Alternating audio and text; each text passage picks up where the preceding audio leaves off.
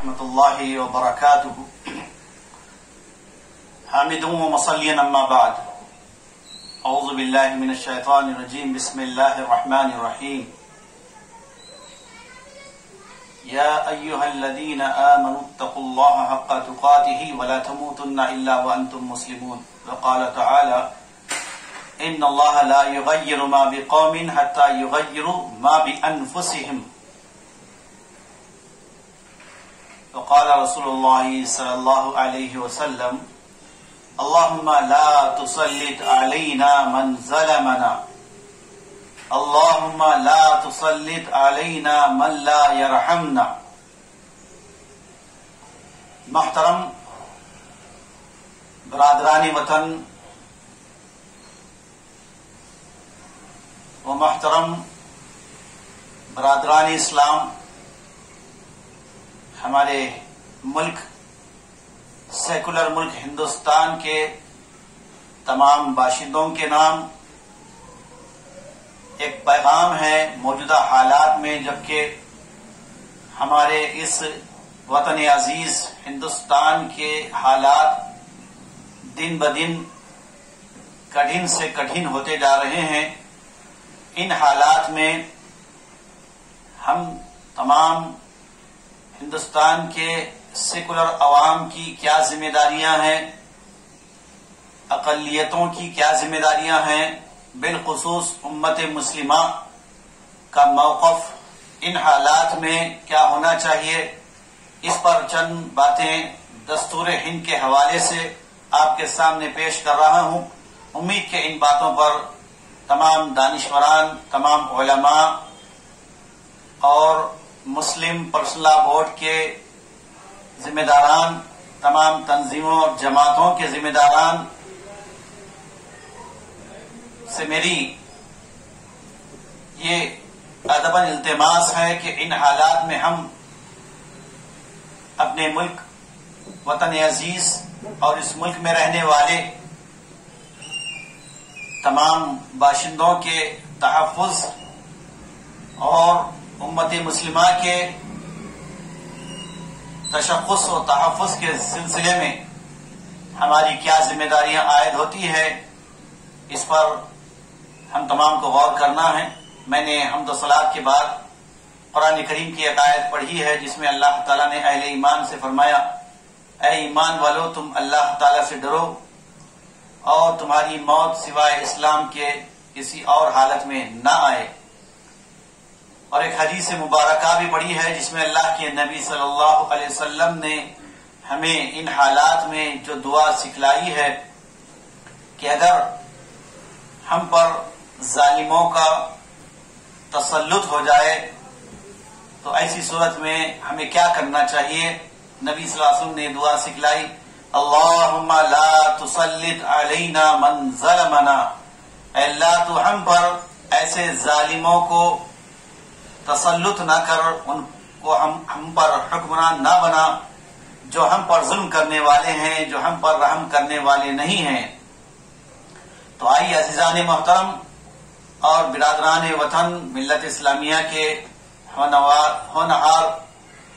غیور نوجوانوں، ہمارا ملک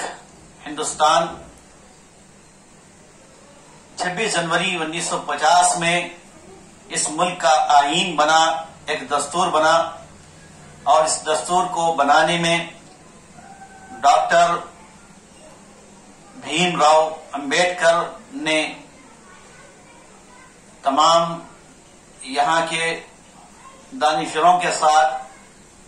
ایک آئین بنایا، ایک دستور بنایا جو دستور ہند کہلاتا ہے۔ اسی دستور ہند کی چند دفعات پر میں گفتگو کر رہا ہوں۔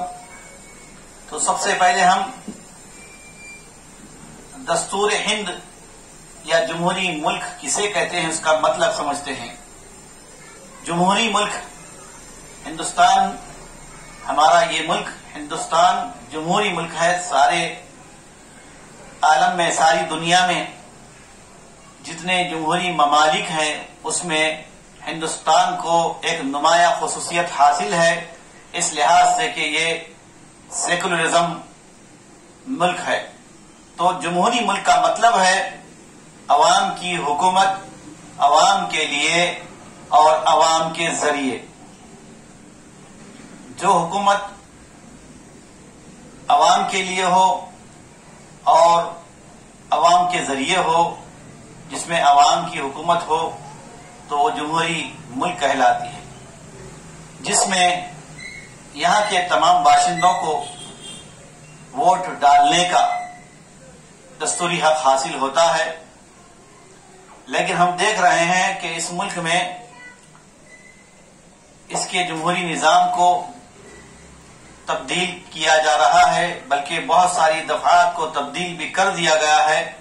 اس ملک کی سالمیت کے لیے، اس ملک کے تحفظ کے لیے یہ سب سے بڑے خطرات ہیں، اور یہ سیکولر ملک، جمہوری ملک دراصل فاشسٹ تنظیموں کے ذریعے سے تبدیل کیا جا رہا ہے۔ اس ملک کے دستور میں اور یہاں کی پارلیمنٹ میں اور یہاں کی اکثریت کی پیروی میں جمہوری ملک یا یہ سیکولر ملک داغدار ہو رہا ہے۔ تو میں اس ملک کی اس دستور کی دفعہ نمبر 16 کا حوالہ دیتے ہوئے آپ سے یہ کہوں گا کہ اس ملک میں جو بھی یہاں کے ذمہ دار بنتے ہیں اور یہاں کی ملازمتوں میں جن کو جائیدادیں ملتی ہیں یا جو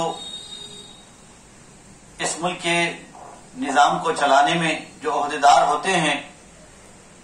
ان کے لیے دستور ہند کی دفعہ 16 میں یہ بات لکھی ہوئی ہے کہ سرکاری ملازمت میں ذات پات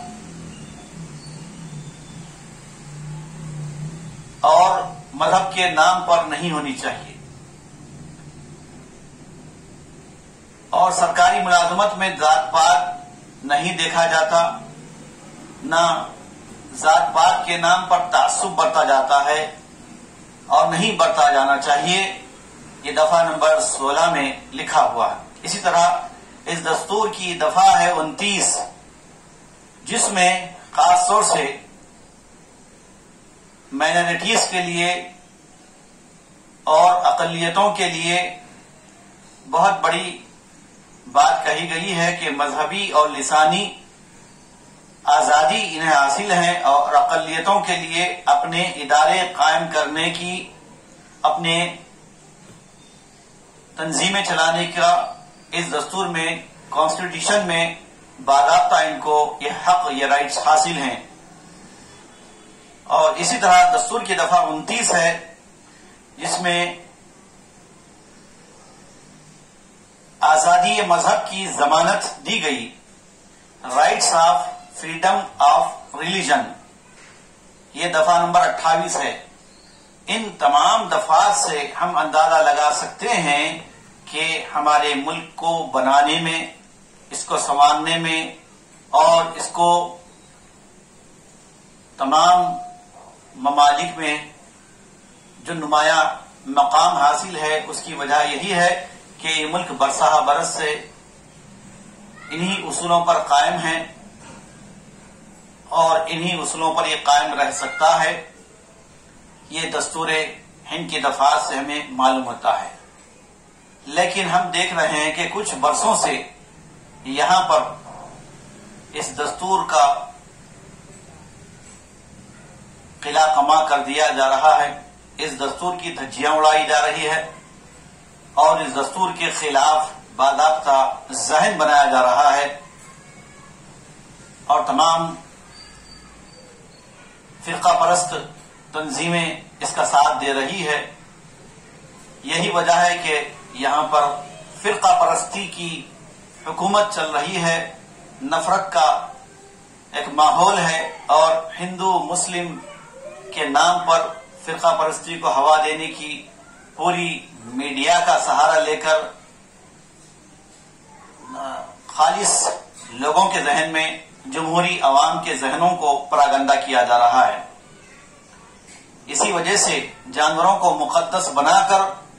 اقلیتوں پر ظلم ہو رہا ہے، ان کا قتل ہو رہا ہے، کہیں موب لنچنگ ہوئی ہے اور کہیں سوریہ نمسکار کے نام پر اور کہیں اکثریت کی پیروی کے نام پر اور کبھی حجاب کے نام پر الغرض مسلمانوں پر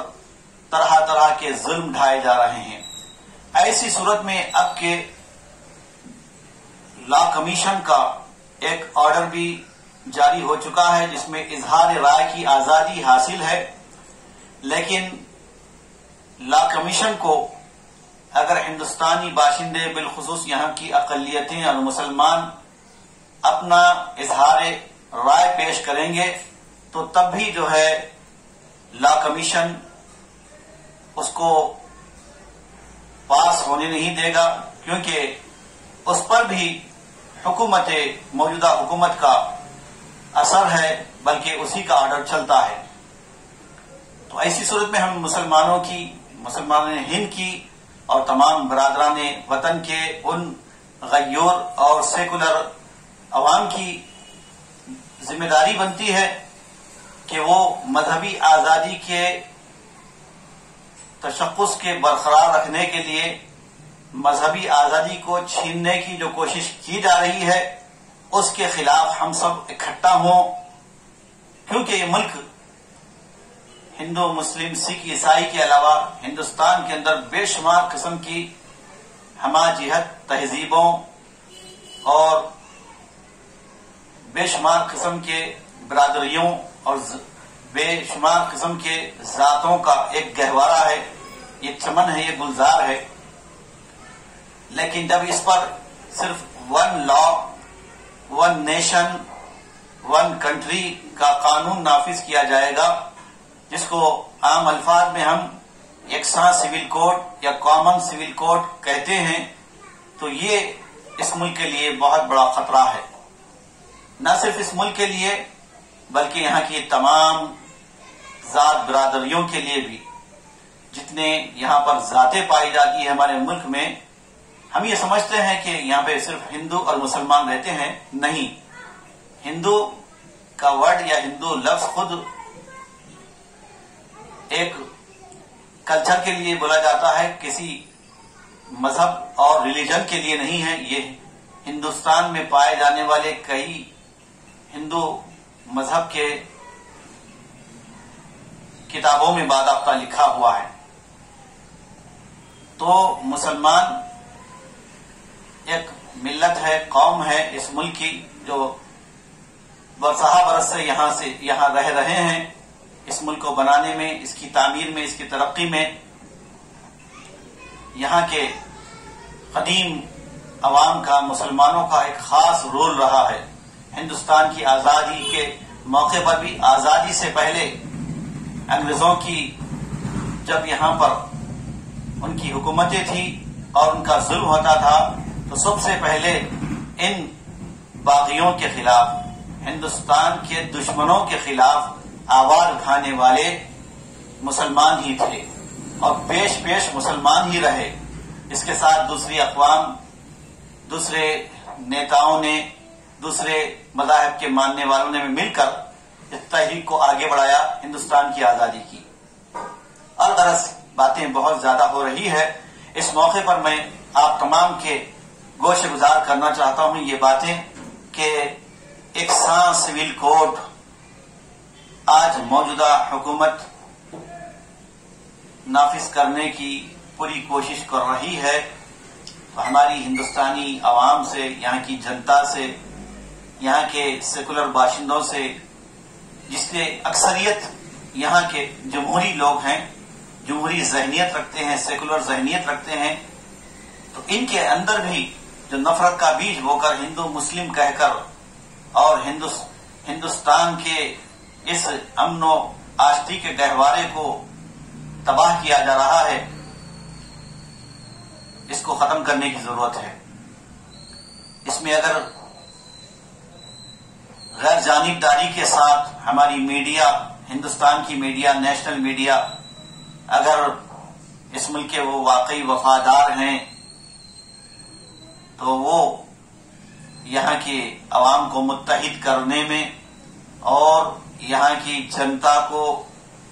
سیکولرزم کی حقیقت اور اس کی اہمیت بتانے میں اہم رول ادا کر سکتے ہیں۔ یہ ہماری گزارش ہے تمام سیکولر میڈیا کے طبقات سے، چاہے وہ پرنٹ میڈیا ہو یا الیکٹرانک میڈیا ہو، ان کے ذریعے سے بہت بڑا انقلاب آ سکتا ہے، لیکن اگر وہ گودی میڈیا بن جاتی ہے اور جانبداری، طرفداری یا اپنی مطلب پرستی کی خاطر یہاں کے اکثریت کو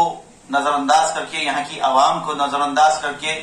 صرف اپنے ذاتی مفاد کی خاطر وہ فسطائی طاقتوں کا ساتھ دیتی ہیں، تو یاد رکھیے اس کا وبال، اس کا خمیازہ آپ کو بھی بھگتنا پڑے گا۔ دوسرے مقام پر میں اس ملک کے تمام ہندوستانی باشندے، بالخصوص تمام طبقات کے دانشوران سے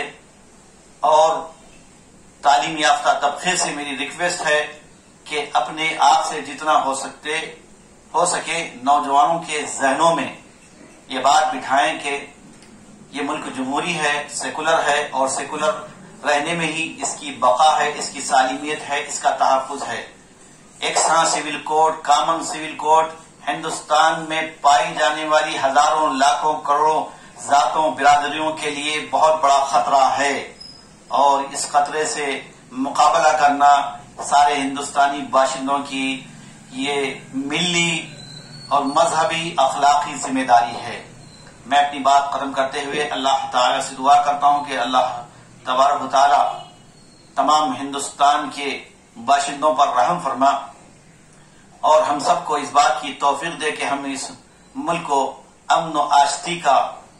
گہوارہ اور گلزار بنائیں، اور ہم اللہ تعالی سے دعا کرتے ہیں کہ اللہ اس ملک پہ جو خطرات منڈلا رہے ہیں، جو ظالمین اور جو دشمنان اور فسطائی طاقتیں اس ملک کی سالمیت کو ختم کرنا چاہتی ہیں، اللہ تعالیٰ ان کو نیست و نابود کر دے۔